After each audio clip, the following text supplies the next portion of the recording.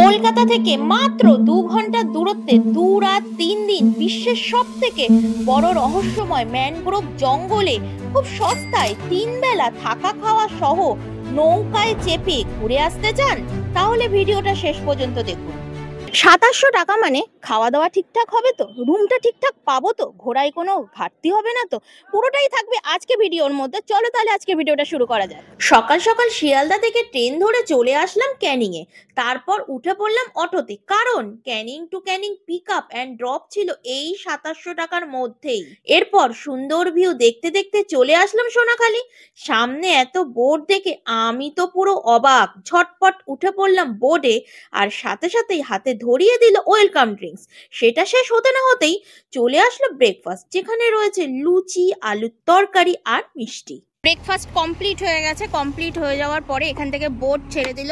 এবার দেওয়া হচ্ছে কিন্তু চা। আচ্ছা, চাটা কি দুধ চা না লিকার চা? লিকার চা চাইছেন সবাই, তাই ব্রেকফাস্ট খেলাম, চা খেলাম, সাথে সাথে চলে আসলো আমুদে মাছ ফ্রাই। আজকে আমরা সোনাখালি থেকে বোট ছেড়ে এবার আমরা যাব গোসাবাতে। গোসাবায় আপনার হ্যামিল্টন বাংলো আছে আর বেখাম বাংলো আছে। আমরা দুটো স্পট করে আবার আমরা বোটে আসবো, বোট থেকে হোটেলের দিকে রওনা করব দুপুরে লাঞ্চ সেরে।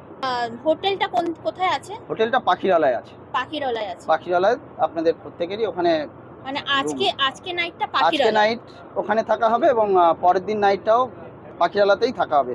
আমরা পারমিশন করিয়ে ডিপ জঙ্গল ঘুরে এসে আবার আমরা পাখিরালয় স্টে করব। এখন আমরা চলে এসেছি গোসাবা ফেরিঘাট। চলো এখানে কিছু জায়গা দেখার রয়েছে, সেগুলো দেখে নিই।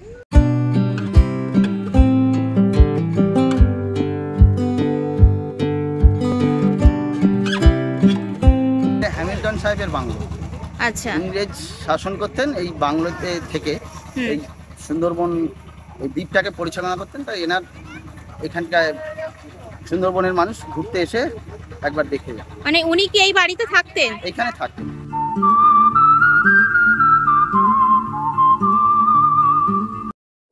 তো ট্রাভেল ডেস্টিনেশনের কিন্তু খাবার দাবার নিয়ে বসে পড়েছে। এটা হচ্ছে দুপুরের লাঞ্চ। এখানে রয়েছে ডাল, আলু ভাজা, পটল আলুর তরকারি, আর এখানে দিয়েছে হচ্ছে কাতলা মাছ, আর এই পাশে রয়েছে 2 পিস চিংড়ি মাছের মালাইকারি আর চাটনি, পাঁপড়। চলো একটু খেয়ে নিই।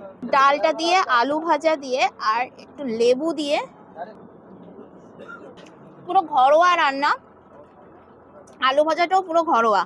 তো এবার আসি হচ্ছে, এখানে দিয়েছে হচ্ছে পটল আলুর তরকারি। একটা পটল আলুর তরকারি একটু খেয়ে বলি,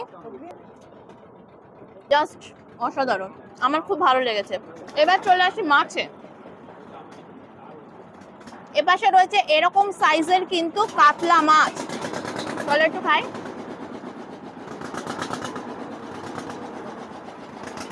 সত্যি মাছগুলো টাটকা, খুবই ভালো মাছ, খেতে অসাধারণ। এবার চলে আসি চিংড়ি মাছের মালাইকারি। এরকম সাইজের দিয়েছে চিংড়ি মাছ, মানে এত সুন্দর খাবার। আর তার থেকেও বড় কথা, রান্নাগুলো তো অসাধারণ, পুরো ঘরোয়া রান্না।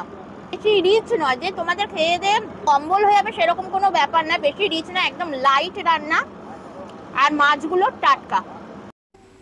তো এইটা দিয়েছে কিন্তু রুম, এখানে 2 জন থাকতে পারবো, 2 জন থাকা যাবে। আর বেডটা ঠিকঠাকই আছে। আর এটা হচ্ছে ওয়াশরুম, পরিষ্কারই রয়েছে, ওয়াশরুমটা পরিষ্কারই আছে। আর যা শীতকালে আসলে কিন্তু এখানে গিজার ইউজ করা যাবে, গিজারও রয়েছে।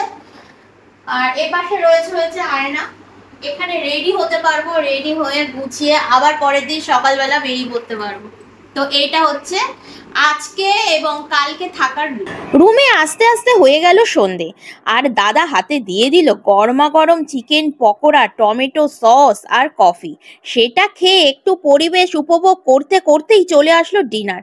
আর লোভ সামলাতে না পেরে চটপট বসে পড়লাম খেতে। প্রথমে শুরু করলাম ডাল দিয়ে, তারপর গরম গরম ভাতের সঙ্গে দেশি মাটন। ব্যাপারটা পুরো জমে ক্ষীর। মাটনটা ছিল যেমন তুলতুলে তেমন টেস্টি। তো ট্রাভেল ডেস্টিনেশনে রাতের খাওয়া দাওয়া কিন্তু করে আসলাম।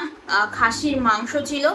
খাসির মাংসটা কিন্তু কোনো রেয়াজি খাসির মাংস না, দেশি খাসির মাংস। কারণ গ্রাম বাংলায় কোনো রেয়াজি খাসির মাংস পাওয়া যায় না, গ্রাম বাংলায় সবসময় দেশি খাসির মাংস পাওয়া যায়। আর মাটনটা খেতে জাস্ট অসাধারণ ছিল, আর এখানকার রান্নাটাও দারুণ ছিল। যদি আমি সকাল থেকে এখনকার পর্যন্ত অভিজ্ঞতাটা তোমাদের কাছে আমি শেয়ার করি তাহলে বলবো অসাধারণ। দুপুরবেলা রান্নাটাও দারুণ ছিল, যেরকম না লবণে কম না কোনো কিছুতে মানে বেশি মশলা বেশি তেল ঝাল সেরকমও কোনো কিছু না, মানে একদম ঠিকঠাক ঘরোয়া রান্না। আর রাত্রিবেলা তো মাটনটাও জাস্ট অসাধারণ ছিল। দেশি খাসির মাংস খেয়ে just wow wow wow wow. চলো তাহলে আজকের এই প্রথম দিনের অভিজ্ঞতা কিন্তু তোমাদের সাথে শেয়ার করে ফেললাম। ভিডিওটা দেখে নাও, এরপরে নেক্সট দিনের অভিজ্ঞতা কিন্তু নেক্সট ভিডিও নিয়ে চলে আসবো। চলো টাটা।